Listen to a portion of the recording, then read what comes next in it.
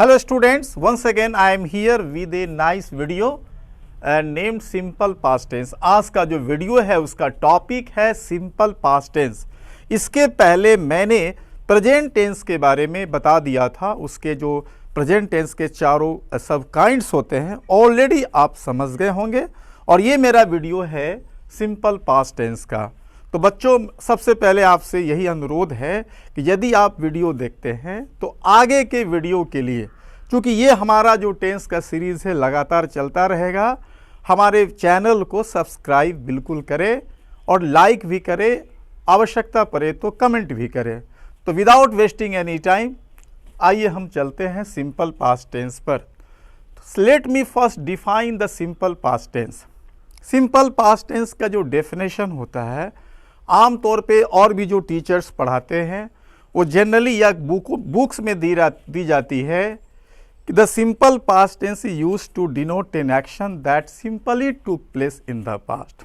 बच्चों, simple past tense का जो डेफिनेशन है आप लोग भी पहले भी पढ़े होंगे कि सिंपल सा डेफिनेशन होता है use to denote an action that simply took place in the past.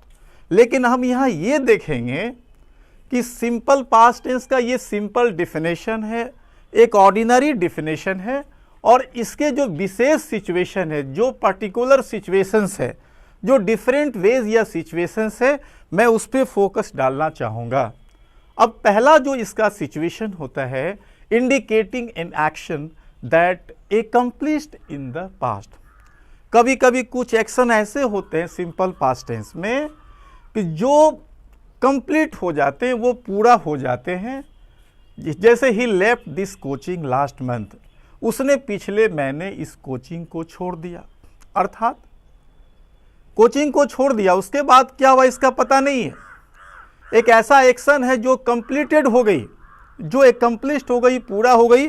और इस तरह के सेंटेंस को जनरली हम क्या करते हैं, एडवर्बियल्स के साथ लिखते हैं।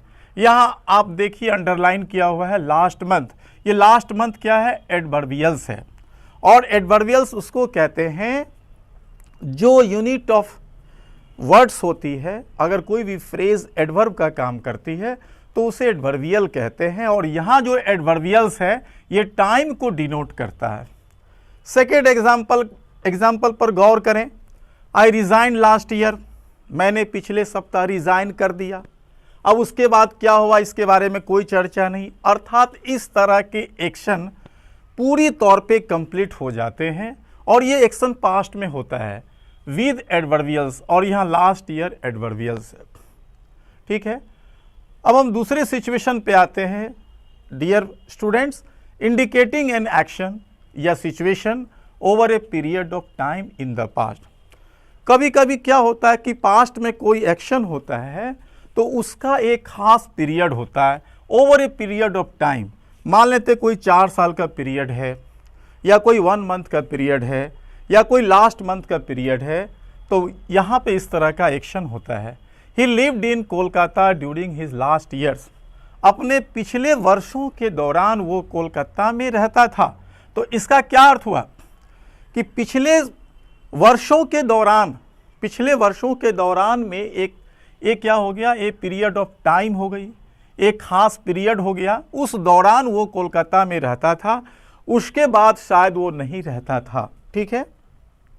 सेकेंड एग्जाम्पल है, ही नेवर टच्ड वाइन।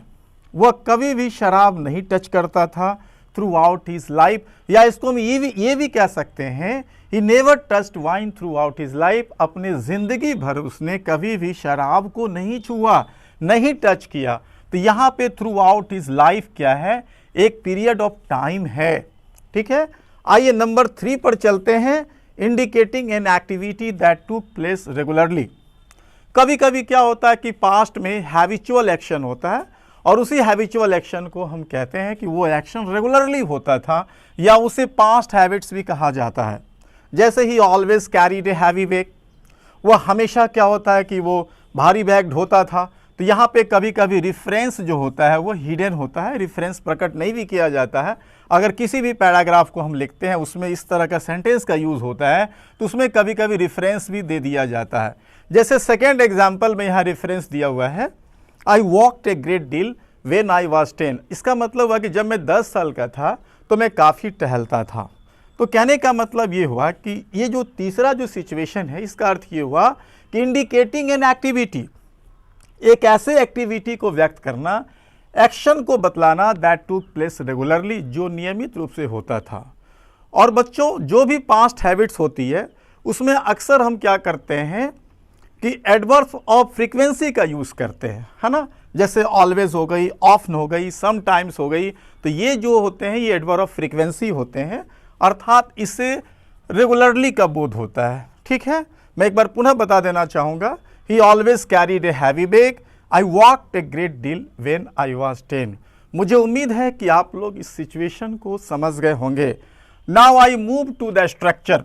बच्चों किसी भी टेंस को बनाने से पहले स्ट्रक्चर काफ़ी इंपॉर्टेंट होता है, क्योंकि यही इसका बेस होता है और इसी पर सेंटेंस आप फ्रेम कर सकते हैं। इसका स्ट्रक्चर बिल्कुल सिंपल है, सब्जेक्ट प्लस V2 जैसे आपने देखा होगा कि जो वर्ब का दूसरा फॉर्म होता है, सेकेंड फॉर्म होता है, उसको V2 कहते हैं। उसके बाद है ऑब्जेक्ट या अदर वर्ड्स। अब एग्जाम्पल में दिया हुआ है, India became Republic in 1950, he discuss this matter in details, it was very cold that night, he wrote an application. मैं यहाँ एक चीज़ कहना चाहूँगा कि यहाँ इस पर ध्यान दिया जाए, इट वॉज़ वेरी कोल्ड। कभी कभी बहुत सारे स्टूडेंट्स कंफ्यूज कर जाते हैं, यहाँ तक कि बहुत सारे टीचर्स इसमें कभी कभी स्टूडेंट्स को नहीं समझा पाते हैं कि यहाँ जो वाज या वर का जो प्रयोग होता है एक्चुअली में ये वर्ब टू बी होता है। ठीक है, और ये वर्ब टू बी का ही फॉर्म होता है पास्ट वाज और वर। ठीक है, और according to the number of the subject, person of the subject, हम क्या करते हैं, वाज और वर का यूज़ करते हैं। जैसा कि आप जानते हैं, जैसे आई हो गया first person singular number, I हो गई चाहे वी हो गई first person plural number, you second person singular plural दोनों, और ही सी इट जो भी है थर्ड पर्सन सिंगुलर, या इट भी हो चाहे दे भी हो। इसमें एक चीज़ क्या है, प्लस पॉइंट है स्टूडेंट्स के लिए, कि इसमें आपको सिर्फ V2 लगाना पड़ता है। चाहे हमारे सेंटेंस का सब्जेक्ट कोई भी हो, थर्ड पर्सन हो, फर्स्ट पर्सन हो, जो भी हो, या सेकेंड पर्सन हो, कोई भी नंबर हो, इसमें टेंशन नहीं लेना है। इसमें आपको क्या करना है, V2 का प्रयोग करना है, अर्थात वर्ब का सेकेंड फॉर्म। जैसे यहाँ बिकम का बिकेम हो गई, डिस्कस का डिस्कस्ड हो गई, और यहाँ पे जो वर्ब टू भी होता है इसी बी का ये फॉर्म होता है V2 वॉज, और उसके बाद यहाँ राइट का फॉर्म है रोट। तो बच्चों आज के लिए इतना ही, और फिर नेक्स्ट वीडियो के लिए आप लोग तैयार रहेंगे। लास्ट में मैं यही कहना चाहूँगा कि आप लोग इस वीडियो को, इस चैनल को सब्सक्राइब कर देंगे। Thank you.